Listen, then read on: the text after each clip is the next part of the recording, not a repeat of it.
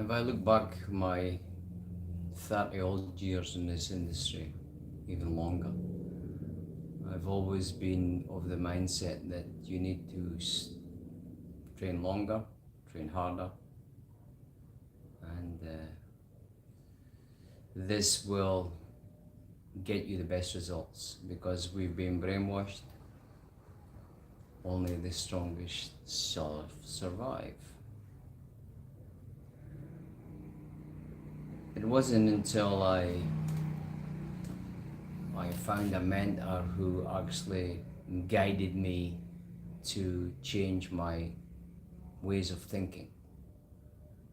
And the only way you can change your way of thinking is by you do something different. What I mean by that is, if you're doing, for example, endurance training, marathon training, now, what I don't get is everyone's program's the same. You must build up your endurance capacity. Now, I've trained some endurance athletes who have actually done less volume but run faster because they've preserved their energy. It was hard to change the mindset because an endurance athlete is very much training on their emotions. They're running away from problems. They're not facing up to things in life, what they're responsible for. And they just tend to go and go and go. And they forget how important recovery is. That's why they plateau, their times don't get any better. They just, if they do get better, it's maybe what they've done during the race, or the adrenaline as such, or the time. Basically, you're gonna run fast if you've got something chasing you. So if you've had a lot of emotional baggage and a lot of stress during that week, you want to run it off. Otherwise, your times will be consistent all the time.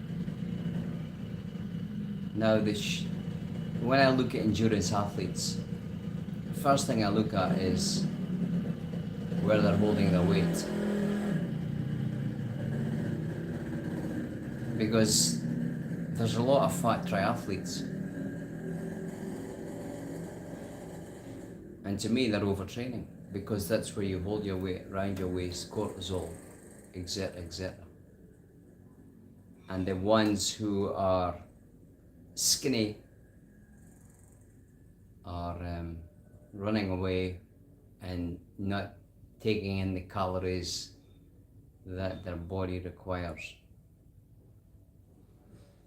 And your energy balance goes down. So I remember back in I think it was 93, when I entered a 10 discipline challenge for, it was Men's Health, and it was down in Wales, and I went there, like, I was probably physically at my most, like, at my highest. But stupidly enough, I thought, yeah, I'll just keep on topping up. When I should have had a half-week recovery or a 3-day recovery before going into the race, into the event. And I blew myself out in the 8th discipline. And I was going head to head with this other guy, and I was way ahead of him. And I had nothing left, because I overtrained, overstimulated the nervous system, forgetting the fact that I'd already peaked. And then what happened is I was on the downslope. So I should have listened to my body, and that's the thing. People don't listen to their body, and it's the same when you're going. On the other point is, and when you go into lifting weights, we always peak, and then one side becomes more dominant than the other. But what if you took a half-day recovery? A half-week recovery? What if you took a week off? Because professional athletes do that. But of course, we're frightened to take a week off because we'll lose all our gains.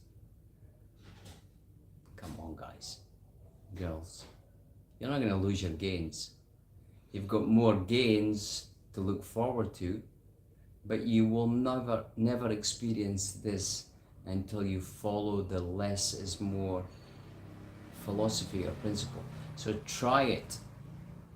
I have a friend who I've been playing tennis with once a week, and then I'm slowly getting through to him, and I said, do a little bit less. If you're tired, listen to your body. No need to go hard all the time, and when you need a rest, you take a rest. And then today, after about 2 weeks of listening to his body, reducing his volume of training, he said, I played the best tennis I've ever done in my life. Everything went in, everything was, because he's now playing one set twice a week. 2 sets in total twice a week instead of 3 sets and having no energy. He's reduced his personal training to 2 sessions a week, and he's walking every night.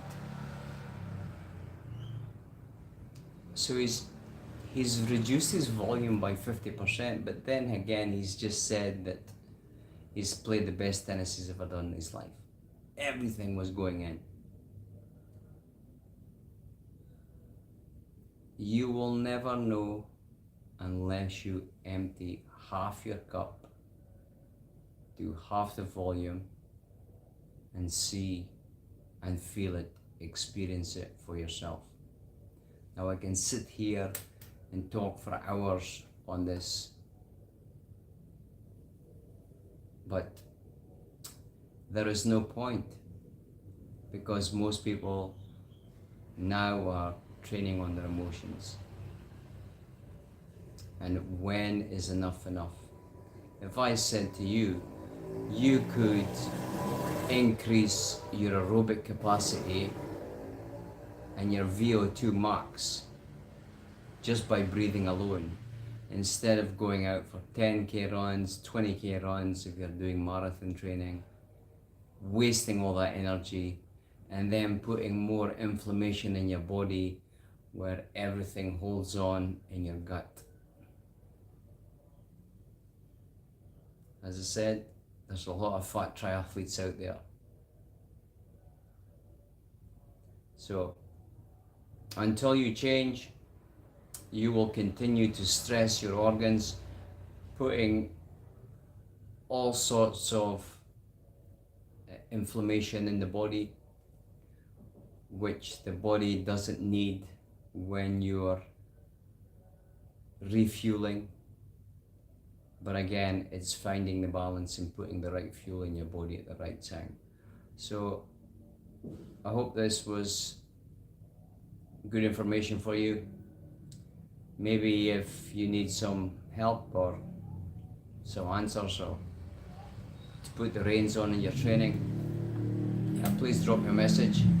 And failing that, just please like, subscribe and share, and let's get this message out there, because it's time to heal, guys. Especially the next 6 months will be I've always said that 2023 will be the year of recovery, and maybe going on to 2024, even this 2025. So you'll be 2.5 years of reducing volume and improving on your recovery methods and finding that balance that suits you. And then there's no problem with weight loss or goal setting. Okay, take care. Have a nice Monday. See you tomorrow.